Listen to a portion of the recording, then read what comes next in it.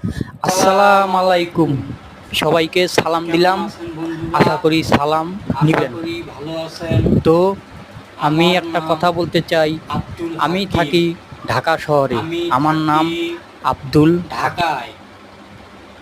তো আজকে আপনাদেরকে একটা কথা উদ্দেশ্য করে বলতে চাই। কথাটা হলো, আপনার কাছে যদি টাকা থাকে আপনাকে সবাই চিনবে, আর আপনার কাছে যদি টাকা পয়সা না থাকে তো আপনাকে কেউ চিনবে না।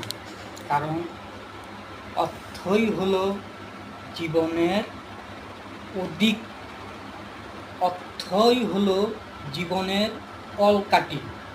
কারণ আমি কেন কথাটা বলতেছি, তাহলে আপনাদেরকে আমি কথাটা খুলে বলতেছি বিস্তারিত। কথাটা আমি এই জন্যই বলতেছি, আমার